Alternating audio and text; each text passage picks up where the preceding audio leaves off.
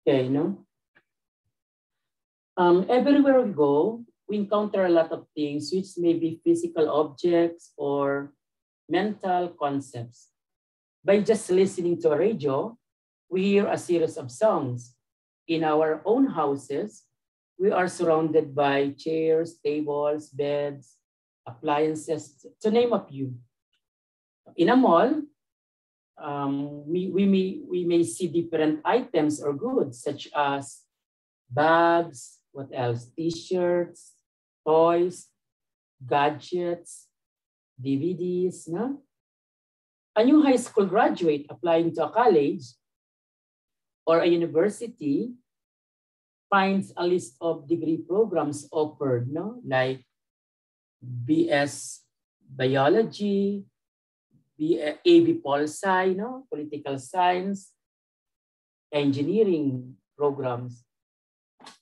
In a library, different books are arranged on shelves. During parties, you meet relatives, friends, and other groups of people.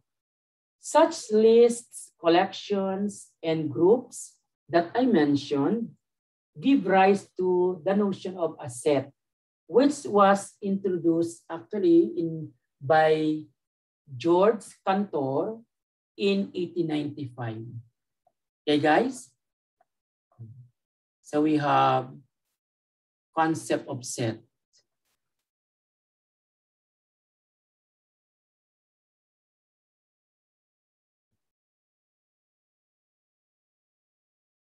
Do you see clearly, guys, the board? Yes, po, sir. Yes. Yes po. The concept of a set. Now, as I mentioned, this was actually introduced by a German mathematician, George Cantor. George, I think the spelling is not the usual spelling. No E, George, and then Cantor. Yeah. Okay, so he was a German mathematician.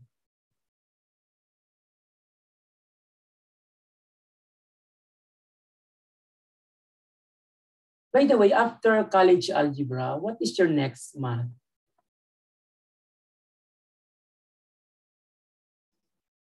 Economics, sir.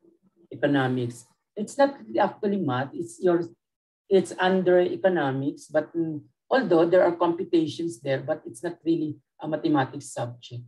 Do you have calculus in your curriculum?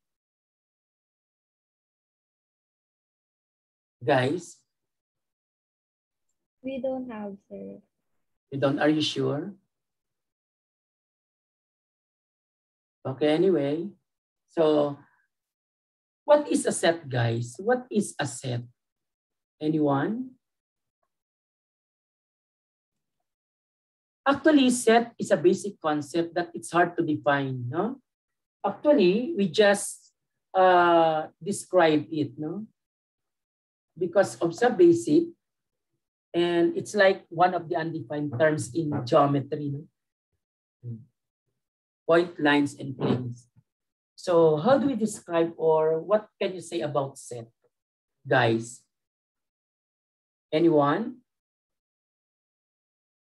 So set is a what? Is a well-defined collection of what? Collection of Distinct members. Objects. distinct objects, no? Distinct objects, or wait a minute, may computers naglalag in. I mean, stop object. Yeah. Or things, okay? And these objects are called what? Elements po. Elements. or members. Okay, elements or members.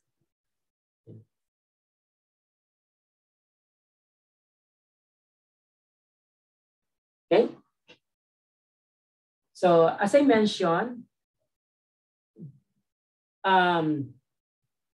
the definition of a set given here just describes a set. This is not unusual, no? In geometry books, the terms point, line, and plane were not attempted to define, no?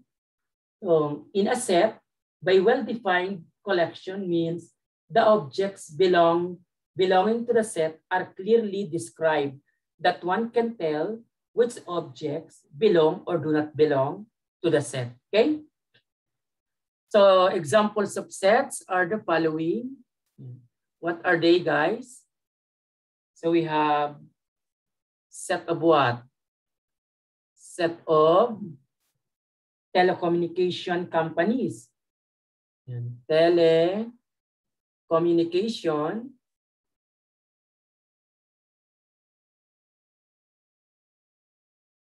companies in the Philippines. Can you give some of them, guys? Globe po. Globe, what else? PLDT po. PLDT. Home fiber po. Okay. Okay, so those are some members in this set. So we have what we call set of Filipino alphabet. What are the elements, guys? How many letters do we have? 28. 28. So, okay. So 28 letters. A, B, C, D, and so on. We have set of, let's say, quadrilaterals in geometry. Okay. What are these quadrilaterals? We have rhombus. What else? Rhombus is actually a special case, no? There are 3 members in quadrilaterals that include, and rhombus is included in one of the 3. So we have what? Parallelogram. Rhombus is a parallelogram. It belongs here. Parallelogram. What else?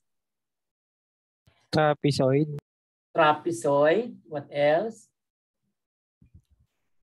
Rectangle po. Rectangle is a parallelogram also. Okay. Square, sir. Square is also a parallelogram. Kite po. Sorry?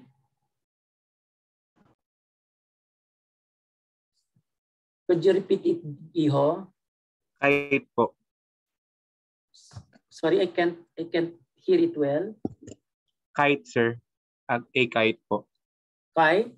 Kite is possible to be rhombus, possible not to be rhombus, depending on whether all the sides are equal or not. The kite shape. It is what? Rhomboid or general quadrilateral. Okay? No, what we call this, no general quadrilateral, no parallel sides. Okay, guys? I'm not really sure, but let me check if it's a rhomboid or a what? General quadrilateral, trapezium. Not really rhomboid, sorry. Trapezium. Okay, guys? Trapezium, no quadrilateral, no parallel sides. So we have what? Trapezium,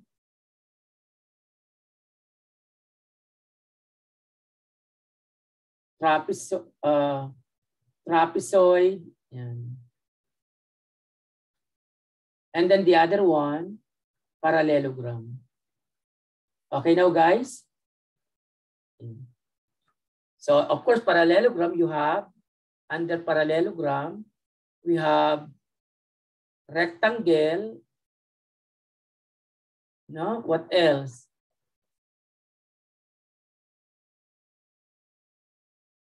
Square po. Square is under rectangle.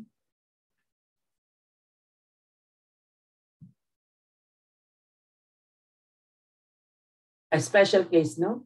So we have rectangle. And under rectangle, we have, if it is not rectangle, it is simply parallelogram. So we have square, rhombus. Okay, guys?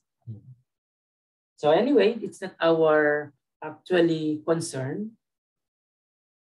Now, conventionally, we use capital letters in naming set. Okay, guys? So, capital letters are used.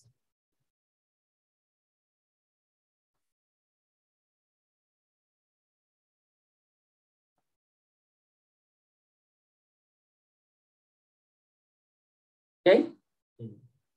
Then, for instance, A, B, C, and so on. Now, often the objects of a set share common characteristics, right? If the object belongs to a set, it is called member or element of the set. But if the object does not belong to the set, it is not an element of the set. We're going to use this symbol to mean element. And this notation to mean not element, meaning does not belong or not in, no? Not element or not a member.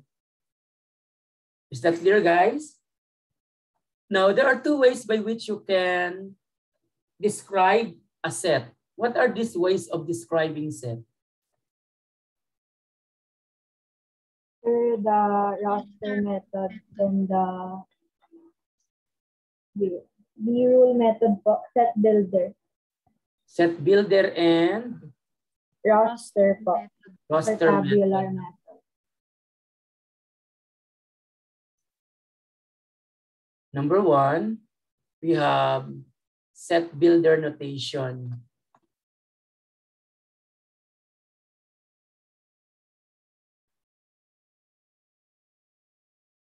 What is the other one? Roster method, no?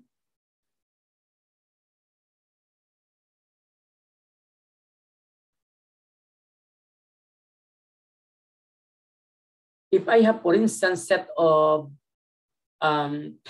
days of a week, set of days of a week, what are the members? Monday, Tuesday, Wednesday. So in set builder notation, set of all X, you can use X to represent a day, any letter you want, such that other books use colon, no? Such that, or vertical bar, no? Okay, guys? Such that X is a day of a week, no? Okay? Then, in roster method, how do we write this in roster method? We will write the days po mismo. So we have enclosed in braces, then you write those days, no? Monday. Let's start with Sunday.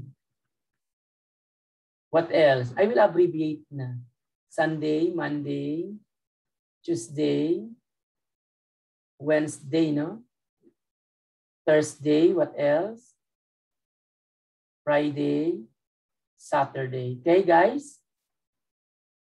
And we say, you can name it using capital A, for instance.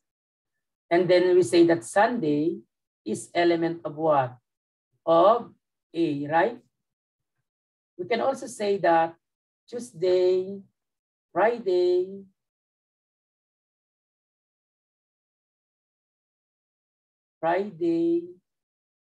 are elements of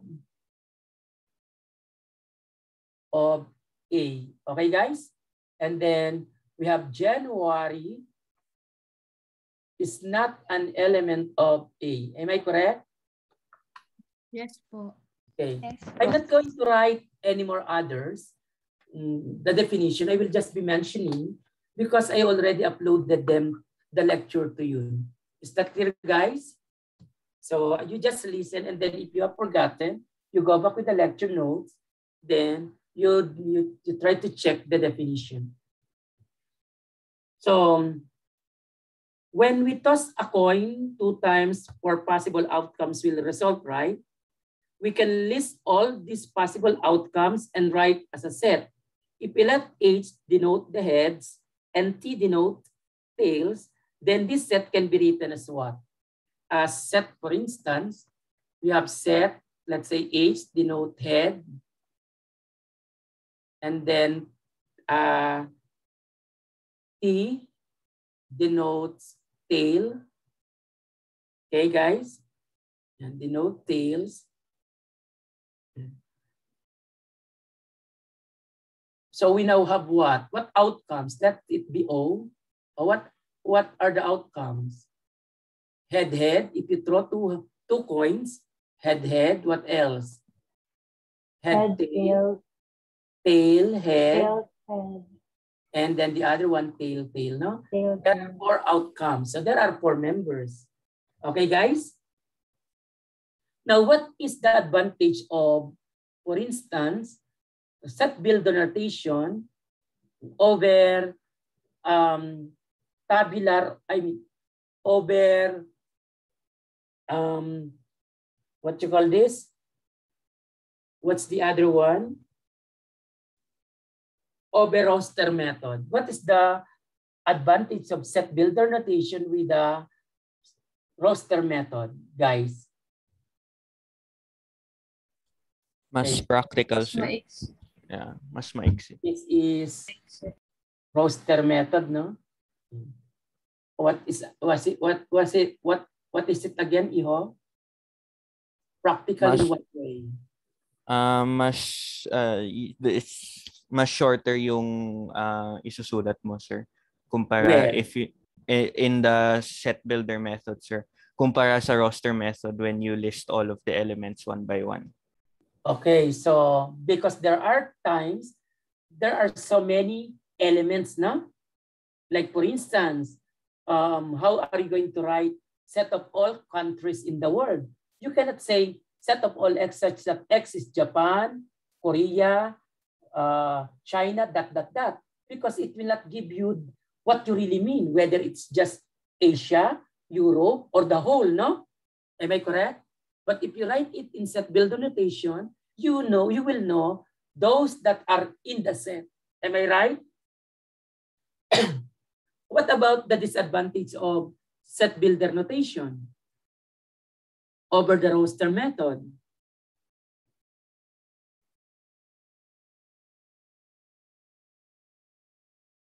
Guys, because set builder notation makes use of description, and sometimes you do not know what that description really means. You are not able to tell the elements. Am I correct? Yes, sir. Like for instance, if I say set of all heroes in China, so unless you know the history of China, you will not able to write or to give some examples of names of heroes. Am I right? Yes. Yes. Whereas if you're going to express it in roster method, you can clearly see those heroes, names of those heroes in China. Okay? Now, there are also sets that contain infinite number of elements, meaning there is no end, especially numbers. If I have, for instance, set of all natural numbers, so this is how we denote it. So we have 1, 2, 3, 4, and so on. Okay? So it means the next is 5, and this we call this 3, that's ellipsis.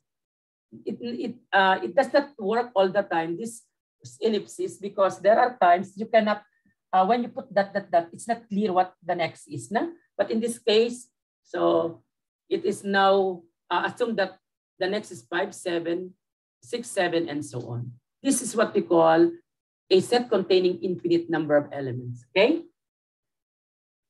There are so many, what you call this? Types of sets, no? So what are those types of sets, guys? Infinite set, finite set, null So we set, have, and universal. yes, no? Okay. And to identify type, sometimes we need to count the number of elements, no? How many are the elements? We call that cardinality.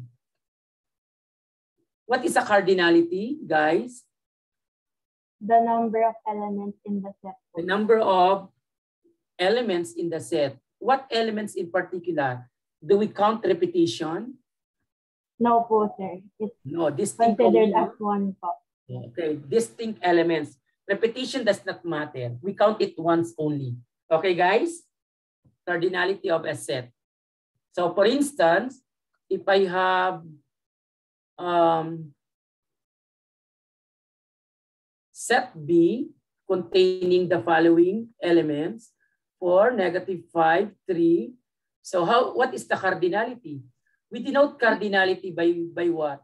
By this notation, no? Cardinality, let's say, of set S. Okay? Or cardinality of set S. So here, what's the cardinality of B? 3 Or po. notation, no? So it is what? 3. Okay? So if you're asked of the cardinality of these numbers, 2, 4, 6, 8, 10, and so on, what's the cardinality? Infinite. Infinite. You cannot count positive the number, no? So there is no specific number. Okay? So going back to types of sets, guys, we have what? What are those kinds of sets infinite. that you know? Mga common types lang, kahit mga common types or common kinds. So what are they? Finite and infinite. There is what we call empty set, no? What is an empty or null set? Elements. No elements, no? Am I right? Yes, sir. And it is denoted by this notation to mean no elements. Okay? Now, examples, we have set of elephant student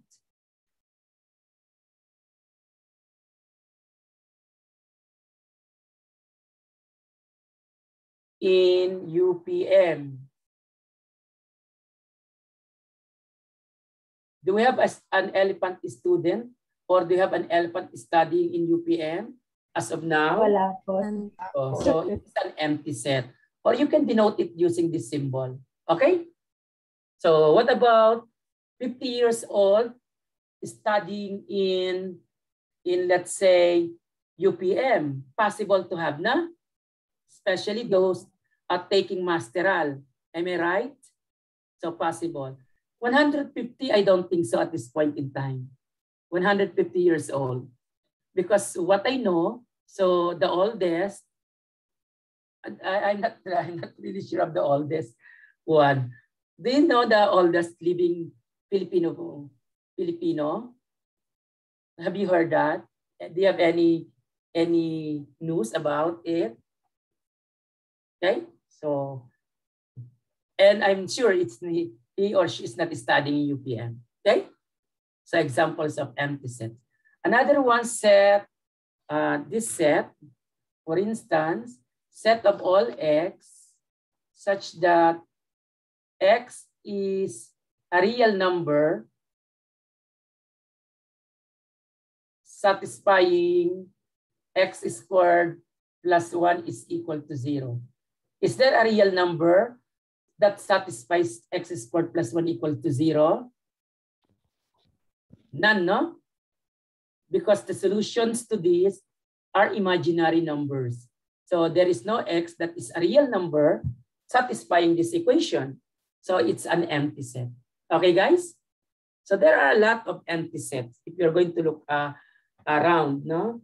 So like in your yard, perhaps you can form a set that you cannot see in your yard. Okay? Another one. What else? Universal set. What is a universal set? I'm not going to write anymore the definition, huh? You just go over with the lecture. Sorry? All elements considered po. Okay, so all the, it is a set whose elements we want to talk about. All the elements that we want to talk about, that we want to include in your discussion. Okay, and normally we denote it by this beautiful you, not me, you. Okay, like the girl smiling, huh? She's smiling. Christine is smiling. She's beautiful. Okay. Why is it that you want guys to be a pol sci? You want to be a politician? Later, I'm going to have a what we call this, a survey, no, of whom you are going to support in the coming election, and we will be able to form a set, no, set from the set of, let's say, from the set of what you call this, presidentiables. So let's see the cardinality of the set that you are going to choose. Now we are going to form what we call subsets. And let's see if your favorite is, let's say, Ping Lacson. I think she's going to run. Manny Pacquiao planning to run now. And then Bongo, I think I heard he's planning to run also now, although he has not declared yet, right, that he's going to run. But a bit, no, from words, no? So you can catch from their mouths, from the, what you call this, from the party that he's going to run, perhaps. Who else? Senator, what? Is he still the senator? Marcos, Ferdinand Marcos Jr., Bongbong Marcos. Is he still a senator? Already a former senator. Former, okay.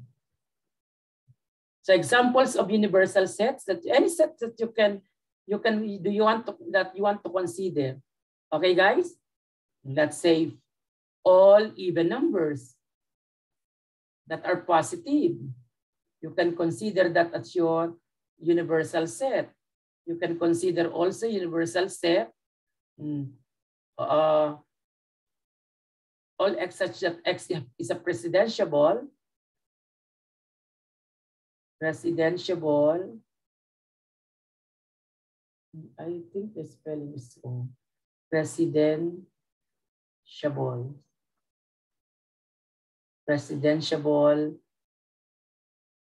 in 2022 election.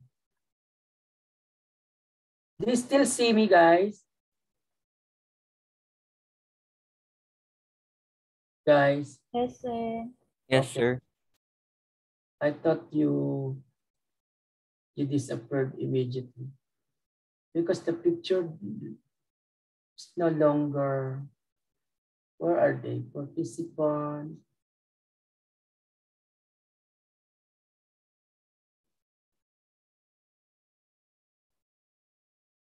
I lost the, later go back.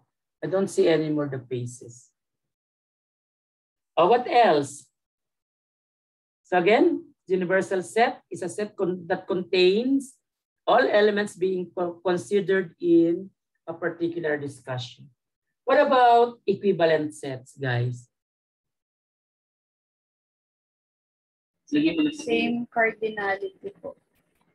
Same cardinality. At least two, no? So they have the same cardinality. Okay? Equivalent. And we denote it by using this symbol. Let's say A is equivalent to B. Or other books use this notation to mean equivalent. So depending on the book that you're using, okay? So examples of equivalent sets these sets are equivalent. 4, 8, 3, no? Containing those elements. Equivalent to, will write it. Equivalent to set containing A, B, C. Okay. Yeah, they are equivalent. Okay. What else? Number 4. Guys. Equal set po. Equal sets. What are equal sets? Or when do we say that sets are equal? If they have the same exact element. Okay, very good. So examples, we have set of all x such that x is a real number satisfying this equation. And then set containing -2, +2. Okay, are they equal, guys? Yes po, sir. Okay. Now, what about joint sets? When do we say that two sets are joined? When they share a common element po. When they have a common element. No? Otherwise, disjoint. Okay? So if I have this set,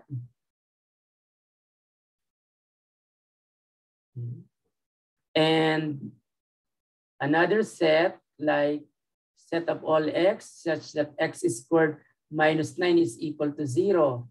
Is there a common element here? Guys? Yes po, sir. What are they or what is it? 3 po. 3, no? So common is what? Common is 3.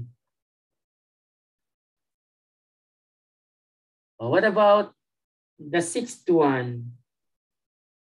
We have what we call subset, okay? It's like you have an organization. There are sub-organizations. So in schools, no, there are subsets or sub-departments, right? The school being the big one, and then divided into different departments, no, or bigger than departments. Then later, divided into small units. Okay?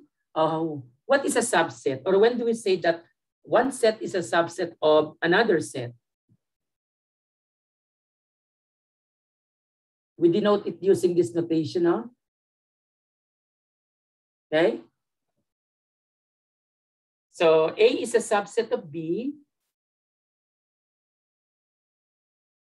if every element of Every element of A is also in B po. An element of B, okay, no? So for instance, this set 4, 5, 3 is a subset of the set of natural numbers. We say that this is a set of natural numbers. Set of natural numbers. Clear, guys?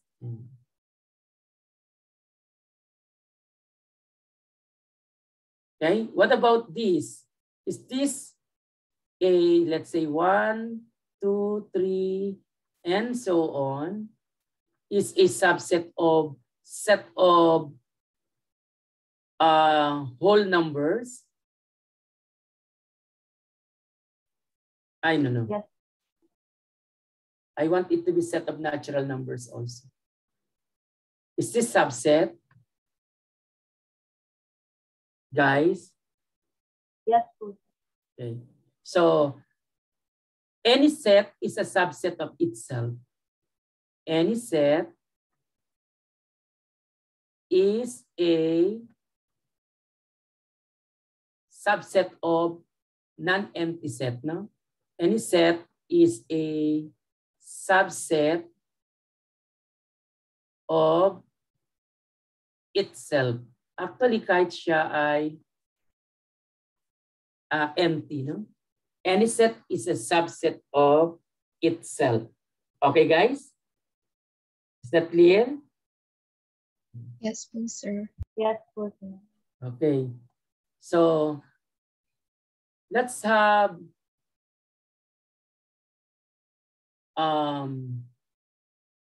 under subsets we have what we call proper subset. Proper subset. We denote proper subset by this notation. Clear, guys?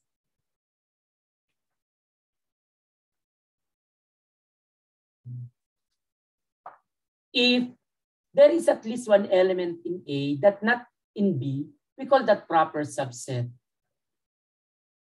Is this a proper subset of set of natural numbers, guys? True, no? Okay.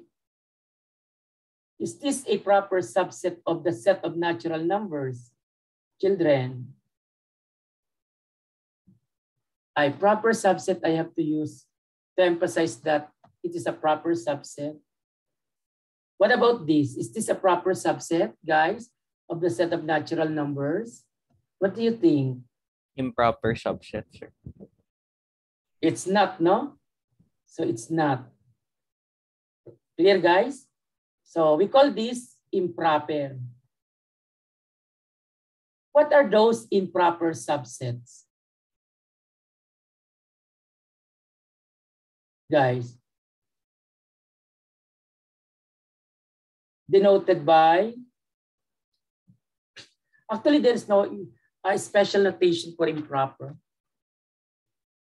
So 2, 4, 6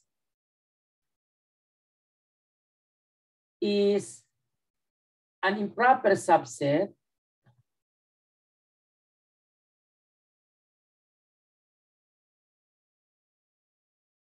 of set of all x such that,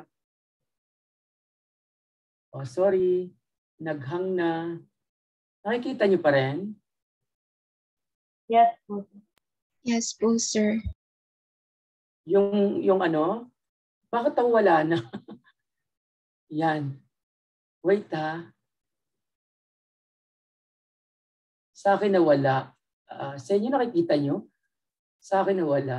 Wait ha. Save ko muna. Ayan. That's the problem in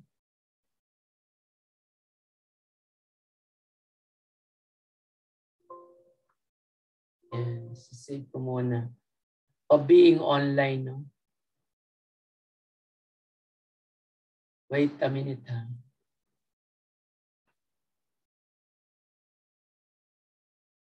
Wait, ha? Wait. I'm going to turn it on again. Naghahang sa akin. That's what live is. Wait. UPM. What do you see as of now, guys? Wala po, sir. Okay. Oh, here. Wait a minute. Share, no? Uh-huh.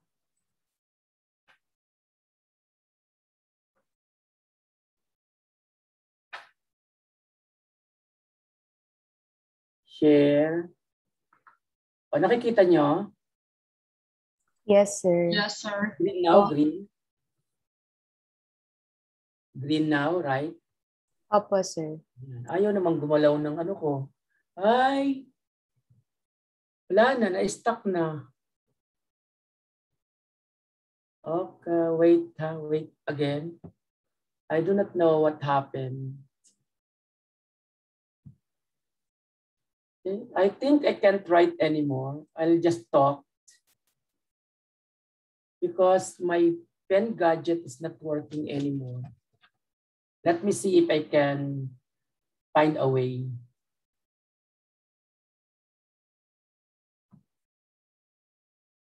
I do not know what happened. I think I need to go out. But if I leave, pag nag-leave ako, I can go back. But anyway, I'll just continue, no? So, 10 to 11. Okay, so let's because is it all right if I leave, guys, for a while? Ha? You just wait, ha, guys. I will Yes, sir. pause for the meantime. So that, Okay, sir.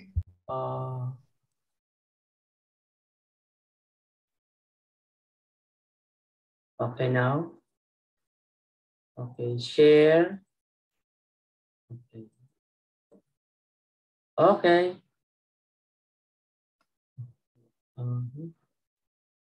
So set up all x such that x minus 2, x minus 4, x minus 6 is equal to 0. Okay, guys? Yan. If you're going to solve this equation, this polynomial equation, we get what numbers? 2, 4, 6. So improper subset. If all the elements of a set are also elements of the given set, and all the elements of the given set, elements din ito, we call this improper subset. Okay, guys? Guys. Yes, sir. Yes, sir. Noted.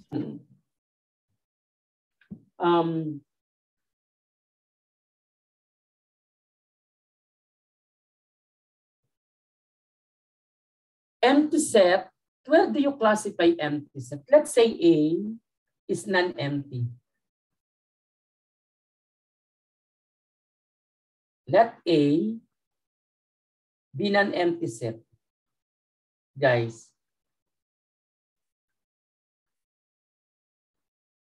Now, how do you classify non-empty? Is it a proper subset or an improper subset of A, guys? Proper po. Okay, guys, what? Proper po, sir. Proper po. So it is a proper subset. Okay, guys? It is a proper subset.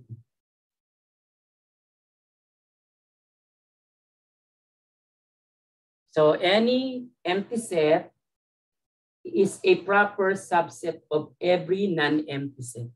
Okay?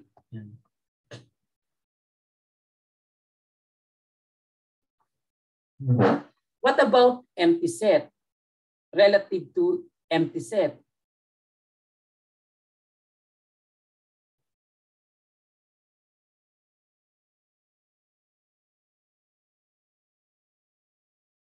Guys, what about this? Proper or improper? Improper. Improper, no? Any set is a subset of itself. So we can just say like this, no? Okay, it is just a subset, or to be specific, improper subset. Okay, guys? So improper. Although you will see some books written by Filipino authors considering empty set as what? As improper. I mean, as a proper improper subset also. Okay, guys? But in foreign books, they consider it improper. Is that clear, children? Guys?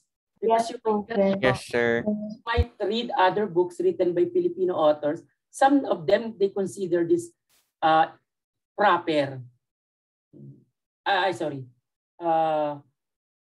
Empty set is a improper subset also of what? Of let's say, of a set, no? Let's say A. So, kino-consider ding improper. Okay, guys? So, but in our case, we don't. Isa lang ang improper, yung set itself. Excuse me po, sir. May I just clarify something Yes. po in the previous slide? Which one? Yung previous slide po, sir. Okay. Yan po. Yung example po sa bandang right, yung 2, 4, and 6 is an improper subset of yung dyan po. Sir, would that also be considered as equal sets? Yung, Oh, they are equal ano sets po? also. It so happens. Thank you, sir. Actually, by definition, to be improper, it is a subset and they are equal. Sir, To be a subset, I mean improper subset, A must be equal to B. Okay, Noted guys? po. Noted, sir. Thank you po. To be improper, A should be equal to B. A is a improper subset of B if A is equal to B. Okay now? Am I right sir, with that? pwede po magtanong. Yes. Lahat po ng proper subset, ibig sabihin hindi sila equal.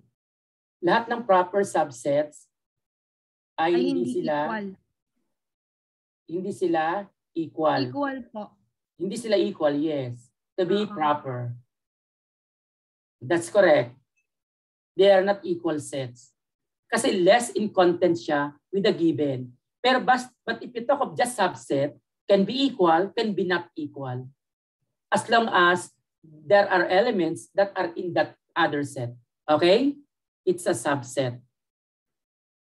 Okay now? Guys? Thank you po. Okay. Yes, sir. You're welcome. What time is it? Up to 11:30 tayo, no? But we'll have just up to 11:15 so that you can rest. Now, how many subsets can be formed out of a given set, guys? To determine the number of subsets, you are going to use power of n. I mean power of 2. Powers of 2. So where n is the number of distinct elements, no? Number of distinct elements and number of distinct elements. Okay, guys? Let's say I have I have this set. Set A contains 1, 3, 5. How many distinct elements do we have? 8 po. 3, no? How many distinct elements do we have? 3. So how many subsets can we form? 8 po. 8, no? 2 cubed, which is 8. Okay? 2 cubed, which is 8 subsets. What are they? Set containing 1, set containing 3, set containing what? Set containing 5 po. 5. What else? 8 daw yan eh. 1 and 3, 1 and 1 and 3, 1 and 5, 5. What else? 3 and 5. 3 and 3 and 5. What else? How many 3 and more? 1. Sorry? 3 and 1 po. 3 and 1. Meron tayong 1 and 3. 1 What 1, else? 5. empty set po. Sorry? Empty set. Empty set. May isa What pa else? lang. The 5 set and 1. itself. Ay, Set itself. oo. The set itself, right? Yes po, Yes sir. po. Okay. 1, 2, 3, 4, 5, 6, 7, 8. And there is only one improper. This is the improper one. Oh, sorry. Wrong. There is only one improper, and this is the only improper. I got a wrong positioning of arrow. Improper. Only one. The rest, proper. Again, there are books written by Filipino authors having different definition. What I follow, the definition written or given by what we call this famous authors in mathematics. Okay? Foreign authors. Is this clear now, children? Now we can picture sets, no? If you want to visualize sets, we make use of what we call, guys, what is Venn that? diagram po. Venn diagram. Yung iba, Venn Euler diagram. Venn diagram. It is a pictorial representation of what? Of a set, a visual representation of a set. Making use of what? Guys, making use of different shapes, no? Like circle, ellipse, square, rectangle, no? Okay. What are the commonly used symbol for universal set? Rectangle. Normally we use rectangle, no? But of course you can use any. But that is the commonly used, no? We use rectangle, okay? And then inside, yung mga subset. Okay, yung mga subset. So we use circle, no, or ellipse. All is small, what? Squares inside. Okay, guys? Any symbol. You can have triangle if you want, no? As long as that's what you want and you are clear with that. This was given by John Benn. So, by John Benn. I'm not really sure why. I saw one book, James Benn. I'm not really sure why James Benn. You can just Google what really the name is, if John Benn or James Benn. But what I have, John Benn, okay? Any question with this? So let's say I have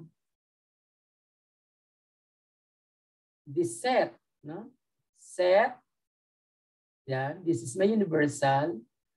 I can have, let's say, set inside, and possible they intersect, meaning they are joint, no?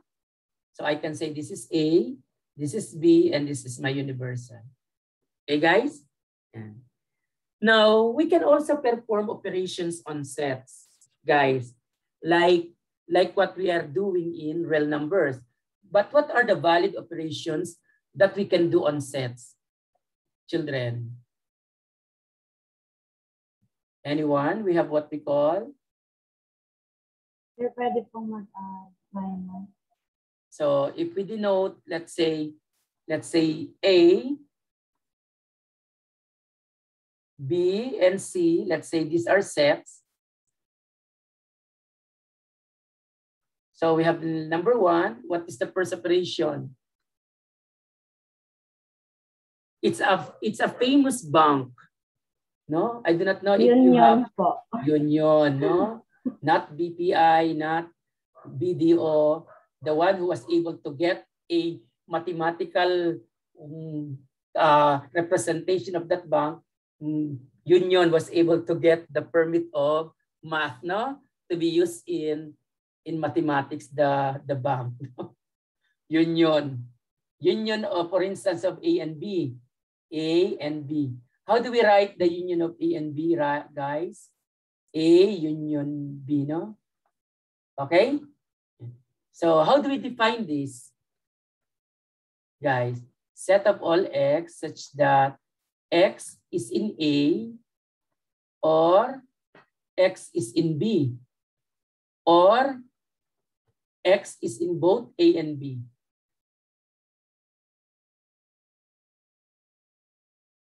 X is in both A and B. Possible that your x is in A but not in B, or x in B but not in A, or x is in both A and B. Okay, guys? Yes. So, examples, if I have set containing 4, 5, and set containing 6, 3, 7. Okay, this is set B. Let's say this is my set A. Or how can I write A union B?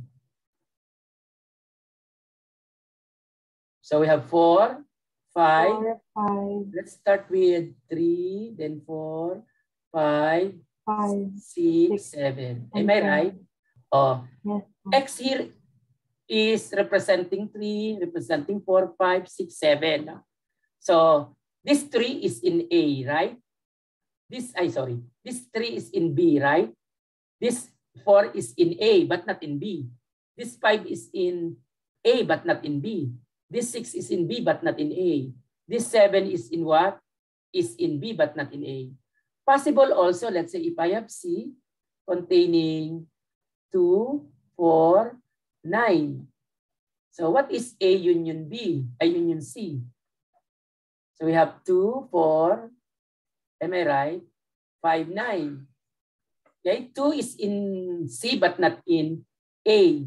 4 is in both A and C, na? X is in both A and B in the definition. Is that clear, children? Yes. Nice? Okay. Yes. Okay, very good. Next, we have, what's the next? Let's see if there is another bank operation. Is there another bank or no more?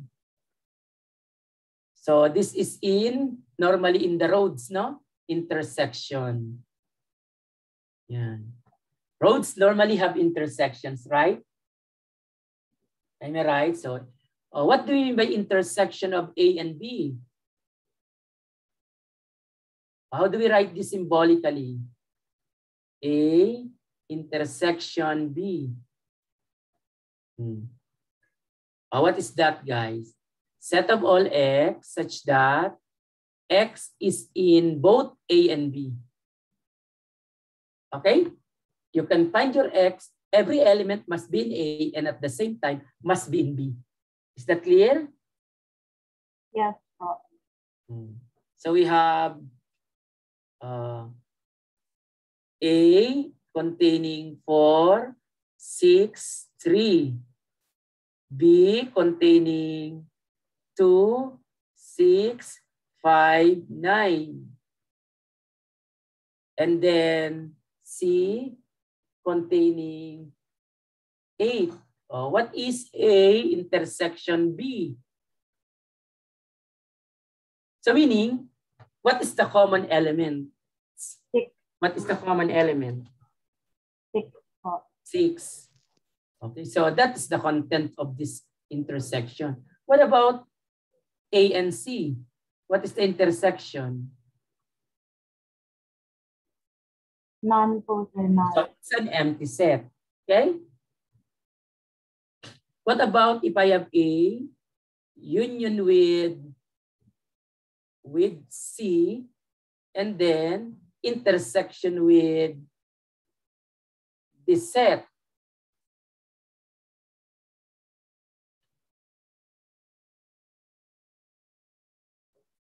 What about that? A intersection, A union C first. 4 or 3, start 3, 6, 4, no? What else? 8, right? Am I correct? And then intersection with 9, 4. Do they intersect? With 4 po. With Sa 4 4. po, sir. So this is the only element for this simplified form, no? Okay? Yes. By the way, intersection and union can be represented by Venn diagram. Let's use colored.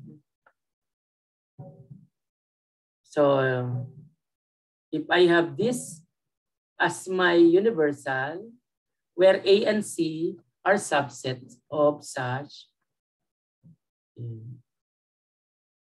Okay? So if this is A, this is B, we call this shaded A intersection B. Okay, guys? What about the union? A and B is shaded po. Okay, we have this. If I have, let's say, this one, and then another one, what is the common, guys? Sorry. What is the union? We combine, no? Yeah.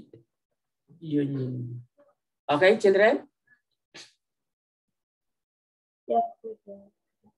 Okay, so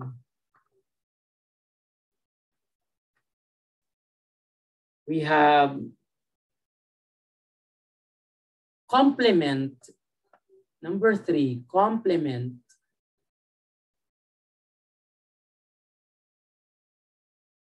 of A. So this is actually with respect to the universal, understood with respect or relative to the universal. But if I did not put this, understood not, it is with respect to the considered set. Okay? A larger set containing all the elements of A with respect to the universal. Okay, so how do we write this, guys? Guys, how do we write that? Sir, meron pong ano sa taas. So we have A, yung iba ganito, bar. Okay, yung iba naman, A prime, others A with like this. Depending on the book. No? Okay? So any of the three. You might see other notations. It's okay. Just inform me. So how do we define this? It is a set of all what? Set of all X such that X is in the universal, but X is not what? Not in A. Okay, guys? It is not in A, but it is in the universal. Clear, guys? If my universal, for instance, is the set of all, let's say, integers, set of all integers. Are you familiar with set of all integers?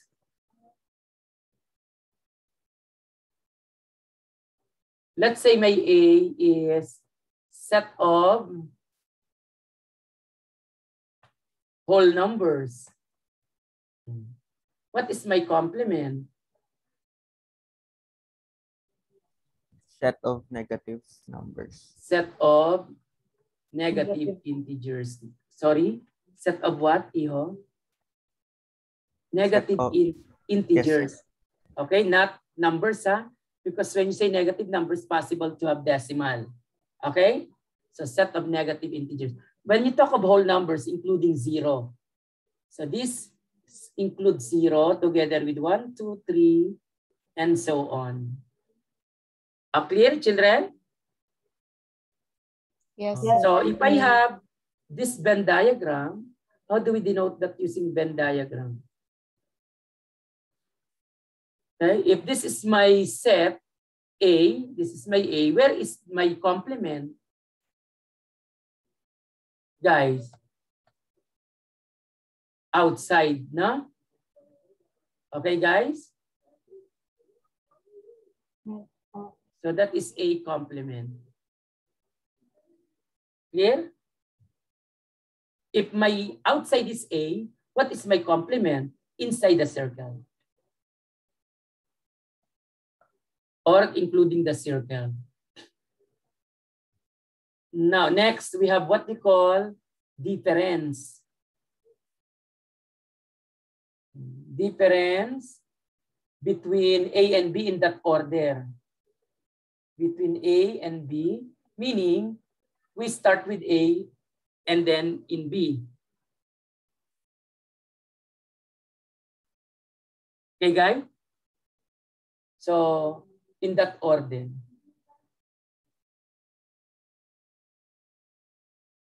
So, this is set of all X such that, how can we define that, guys? Such that X is what? Guys. By the way, what is the notation? How do we denote this? A minus B. Or A backslash B. Okay, guys? Yes. So it means set of all X such that X is where? In A. In A po, but not in B. But not in B. Okay? So in Venn diagram,